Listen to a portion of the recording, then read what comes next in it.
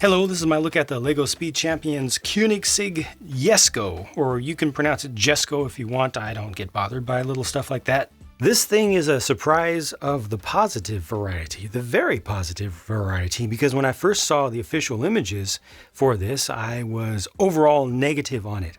I thought that it looked like a really cool LEGO model. I thought that the build looked well done and all, but it didn't look like the source material to me, mostly because of the very, very obvious facets and the hard chines of the windscreen piece. Even though the printing on it, the graphic design work there seemed just fine, the real car just looks a lot more swoopy, or looked a lot more swoopy and rounded to me in general than this model did. However, in person, it doesn't look so obvious. The chines aren't so obvious.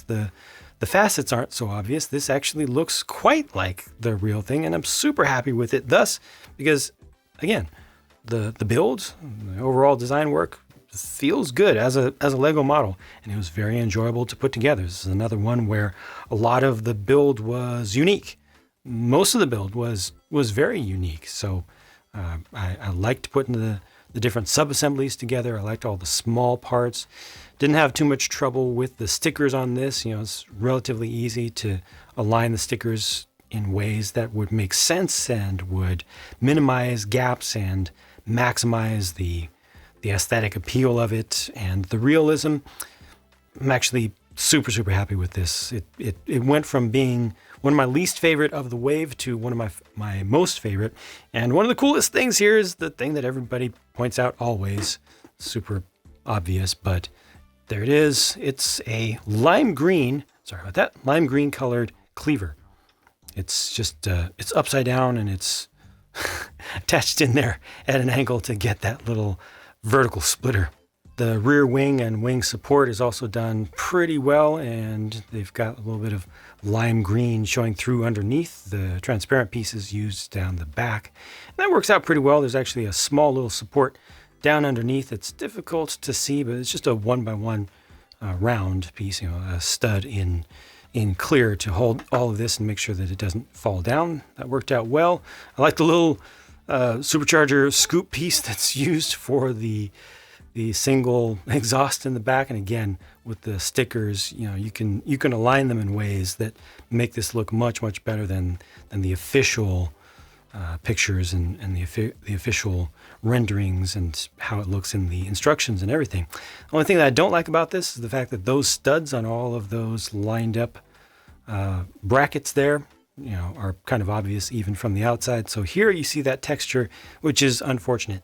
One of the coolest things in terms of its build is that there's actually a Swedish flag inside as you build this up.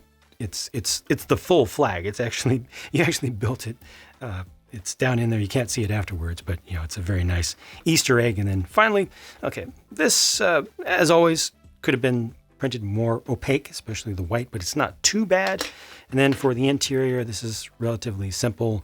You do have a gear shift lever down there in the form of a microphone piece, and yeah, no prints or stickers or anything, but you know, just kind of the usual fare here. And to get a figure to sit with the roof on, you do need to put a helmet on him.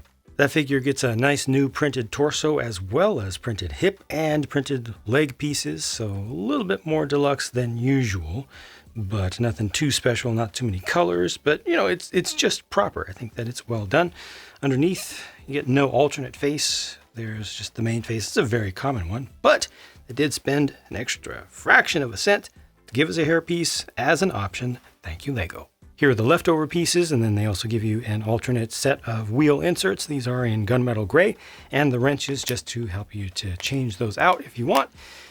Sticker sheet's pretty involved. There are a lot of stickers on this one. I feel like they were mostly critical though. The price for this one is the usual $20 US for an 8 wide, so no issues there, no surprises.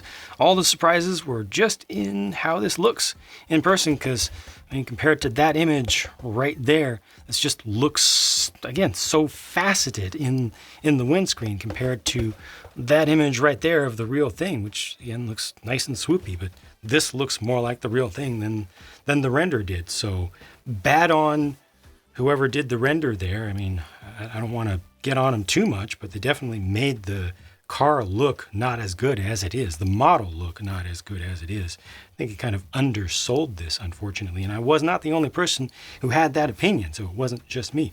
Overall, I'm super happy with this. I just wish that the studs weren't visible under here. There's not really any way to fix that. You can put tiles down there, but then you have no ground clearance. The new wheels and tires that are dual molded together work great. They roll super, super smooth. This is quality stuff, so I'm very happy with it. Includes even an extra headgear piece. It's all good. It's just all good. So that's it for me. Thanks for watching, and I'll talk to you again soon.